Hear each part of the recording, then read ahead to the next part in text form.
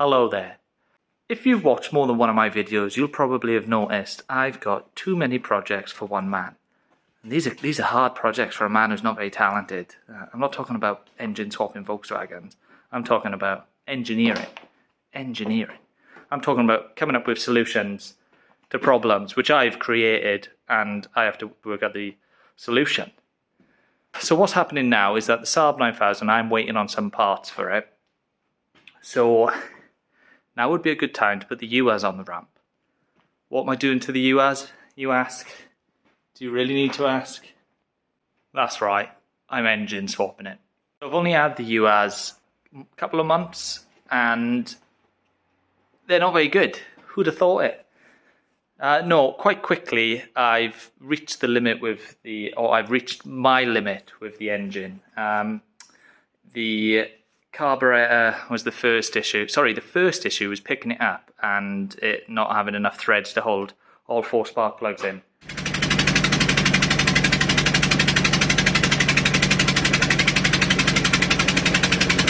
I resolved that issue, and then it would still run like rubbish, and it was the carburetor. When I took it apart, it was all crumbling apart inside. Things were bent. This is one thing I don't like about old cars. I love old cars. I love the feel of them, driving them within reason. But I don't like the unavailability of spare parts. Now, being that this is from Russia, parts, although plentiful, you're going to have to wait for, you could probably have to pay import tax. So that's why I decided I was not going to repair the carburetor that was on it. I was just going to fit an SU. And that made it much better. I had 61 mile an hour out of it at one point on the flat. But yeah, that was hard work. So then I fitted the electronic ignition, which I bought when I was over in Holland on my way back from Sweden with Rowena. And I fitted that. And it must have just been the nail in the coffin for the engine, making too much power. For a few days, it started to get slower and slower, to the point where it had no chance of keeping a lorry at bay. It was getting pounced on by all sorts of things on the local dual carriageway. It was incredibly slow, and it was also leaking oil from new areas on the engine. Well, it turned out the reason for the lack of performance was it was running lower and lower on compression, and the extra oil leaks, which appeared just to be coming from the side of the engine. I couldn't even see it first until I looked when it was running. Lots of blow-by, blowing oil out the dipstick onto the side of the engine and then just leaking everywhere.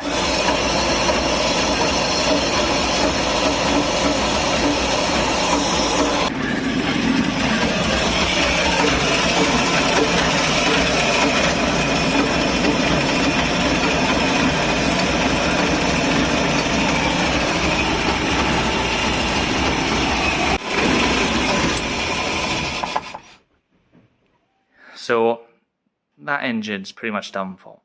It could be rebuilt, but again, you're talking hundreds to rebore an engine and do a crank regrind, etc. And these are 70 horsepower when new, and I don't particularly think that's good value for money. So can you imagine what I'm going to fit? Actually, I've always wanted to try this new feature that YouTube's got. If you write in the comment what engine you want me to fit and submit that comment, I'll just have a look through them right now and pick which one is the most popular. So submit your votes now. Okay, that's enough. Let's count them all up. Oh, and we have a unanimous winner. And the winner is an old B234, which I've got sat under the shelving. Oh, brilliant. What box shall I use? Oh, probably this one. Probably this Vauxhall Frontiera 5-speed box, as it bolts straight up to the B234, and the prop shaft is on the right side. Oh, this is going to work out alright. Yeah, quite a shocker that. I don't think anyone saw that coming. So the reason I've decided to put a Saab engine in this, I'm not adverse to other engine swaps, but really I have done enough of these now to know where I can save time considerably doing them. So one day I wouldn't mind doing something like a 1.9 Golf PD engine in something. I think that would be a good engine for a van, but this time I'm doing it quickly. I don't want to learn a lot as I go along, basically. I know from doing the scimitar and the comma where I have made things much harder for myself. So custom sumps. Don't need a custom sump in this. I can use a 9000 sumps. Bell housing adapters. Don't need it. The Frontiera box bolts straight up. Disc brakes like I did on the comma. Don't need to do that. Disc brakes are readily available for these from the newer ones. Axle change. I did an axle change on the comma. Again, that's quite involved. Don't need to do it. The standard ratios will work pretty well on this. And I'm not trying to make a fast van which will do 4-wheel burnouts. I'm trying to make a usable van which will do 60 mile an hour without screaming his tits off and won't piss oil all over the driveway, you know, and is dependable. Don't forget, I've driven the comma to Holland and back in a weekend and then used it all the next week for work. You know, they even though I do have my fair share of mechanical breakdowns in all my vehicles, they can be dependable. That's what the idea is here, and I think I can get it done quicker than I've just spent trying to explain how quickly I can do it. Right, that's enough talking. Let's get the van on the ramp and pull out the old engine and box. Because I've not got many friends, I'm going to tow this on my own. So.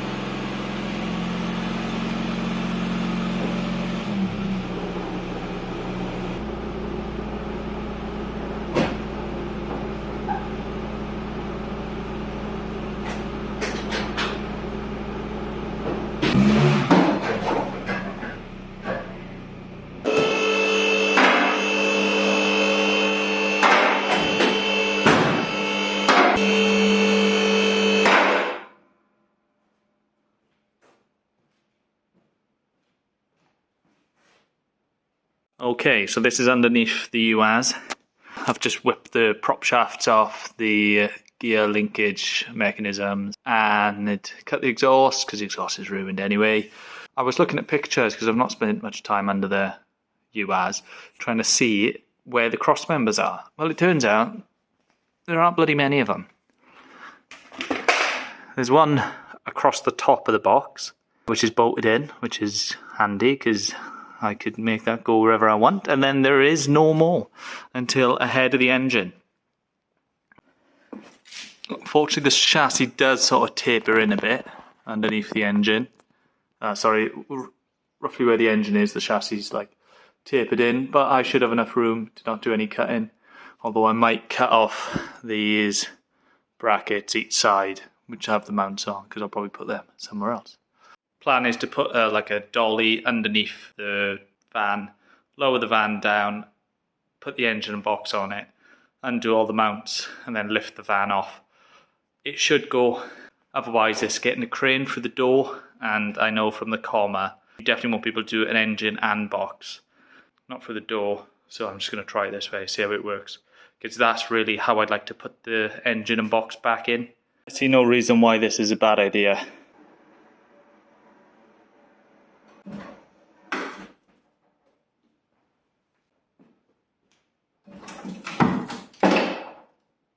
Just got to unbolt some stuff on the top of the engine and then it can come out. I'm glad I'm taking this carburetor off after I only put it together very recently. Well, look at the amount of oil inside there from the breather. Oh yeah. That air filter fell apart because the oil just ate away at it. One healthy engine. Okay, I've just pulled off the mount brackets each side. Quite a lot of room now, a little bit less down this side. Take off the final 2 bolts on the gearbox mat. Hope the engine doesn't fall on my head. And then lift it up and see what happens, and see what I've left on.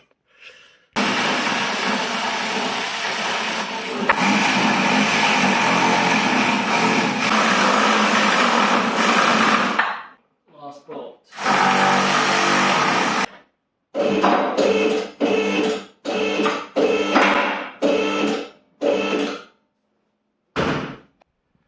I don't know if you can see how sketchy my setup is, but I think it'll be fine. I have seen it. I've just noticed a potential issue. I've got it half over the cable guard for the ramp, so I can move it back slightly, because I think I need to slide it back to clear the axle. But when I lift the van all the way up, then what? How do I get that from underneath the van? Not very clever, am I?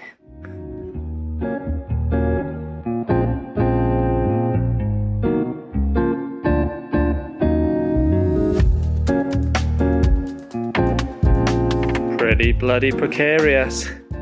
I reckon the manual doesn't recommend you take them out this way, but it works. Just going to get the crane onto it now, get it out of the way, drop this down and go home, because it's 11:10 on a school night.